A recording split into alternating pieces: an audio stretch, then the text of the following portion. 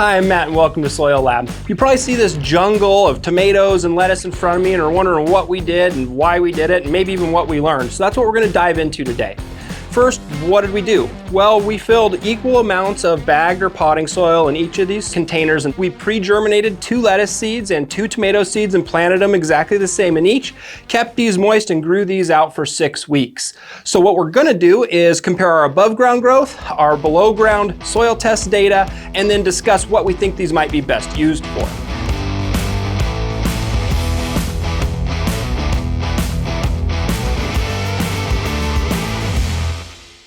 So why did we do this? Well, we started off with 5 soils in a prior video, and that's going to be linked in the description below.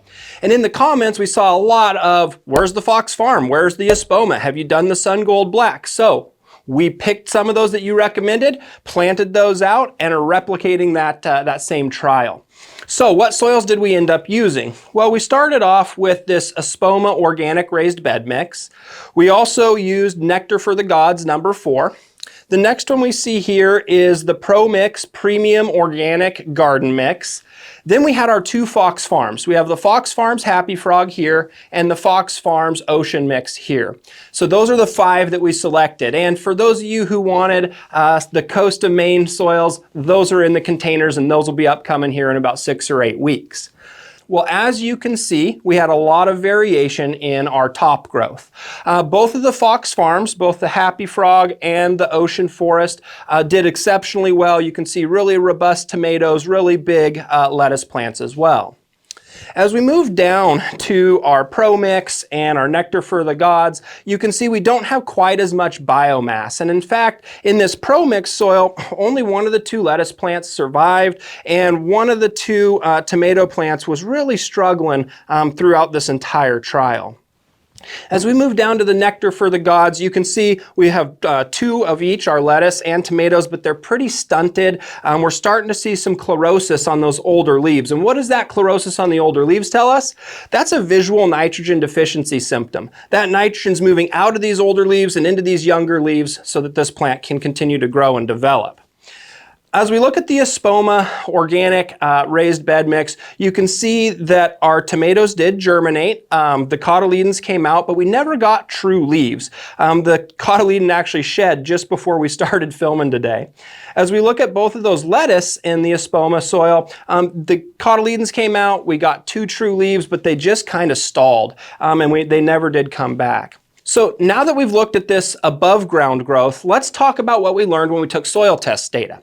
So at the time of planting, we pulled soil samples, put those in the jars with the ion exchange resin capsules and sent these off to the SoiLab.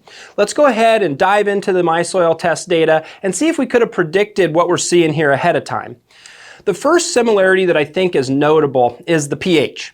The pH of each of these was within that optimal range, and we're seeing that right here. If you want the numbers, those varied from the low 6s, about 6.06, on up to the mid 6s, about 6.5. So pH perfect in each and every one of these bagged soils. Our next similarity, aside from pH, is that several of our macronutrients were in or above that optimal range. And that includes phosphorus, potassium, sulfur, and calcium. And we can come back down to our soil test data and see that here. Each and every one of those macronutrients, whether a primary like phosphorus and potassium or a secondary like sulfur and calcium, are at or above that optimal range. So those weren't limiting factors at all. The secondary macronutrient magnesium was a little bit more variable, and we saw that in both of our Fox Farms it was sufficient, and it was a little bit low in these 3 here. Now, I don't want to discredit magnesium because it is a central atom in the chlorophyll molecule, but I'm not seeing visual deficiency symptoms at this level. However, that could have been a contributing factor to the reduction in plant growth and development in the Espoma, the Nectar For The Gods, and the Pro Mix. Another similarity that we see is that pretty much all of these were low in micronutrients at large, with one exception of the Happy Frog having just plenty of zinc, and you're seeing that right here. So we were pretty low in all of our micronutrients. So these plants may have benefited from a micronutrient application, but again, we didn't fertilize these at all. We just wanted to grow them out in the soil as it came out of the bag. The last similarity that I want to discuss is really in the sodium. So in some bag soils, it's often that we see high sodium levels. One thing that all of these share in common is they did not have really excessive sodium. Yeah, some of them might be just slightly above that range, but the sodium certainly wasn't high enough to concern me. So that leaves us really with just one main difference, and this is where we can look to this MySoil test data to see if we can predict what we're seeing. So as I dive into the data, we can see that both of our Fox farms, the Ocean Forest as well as the Happy Frog, have nitrogen above the optimal range. And in fact, this was at 250 parts per million, and the Happy Frog was at 117 parts per million. So that soil is going to be able to continually release that nitrogen throughout the growth cycle of both the tomatoes and the lettuce. And we're seeing that in the vigor we have here, but it wasn't so much nitrogen that it was slowing down bloom, as we do have blooms. As we move to our next soil, our Pro Mix, we see that that Pro Mix is the first one to fall just below that optimal range. And so this was sitting at 28.5 parts per million nitrogen. So below that optimal range, I couldn't have told you this was shy of nitrogen for about the first 2 weeks. But weeks 3, 4, 5, and what you're seeing now, we started to see those deficiency symptoms come on. Kind of interestingly, these plants look quite large, but remember they only supported one of the two plants. As we move over to the Nectar For The Gods number 4 mix, a really common and popular mix here in our region, you see that the nitrogen levels were lower yet. So this was sitting at 12 parts per million.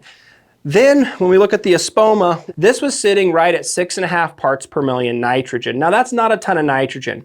When we get down into those single digits of available nitrogen, we see a significant reduction in plant growth. And you see that here, where our lettuce only put on a couple of true leaves, and we never got past the cotyledon stage in those tomatoes.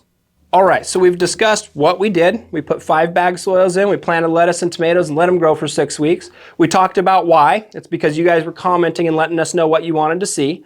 We talked a little bit about what we learned. We learned that nitrogen's really driving the bus here. And when we're deficient in nitrogen, we're gonna see deficiencies in plant growth and development.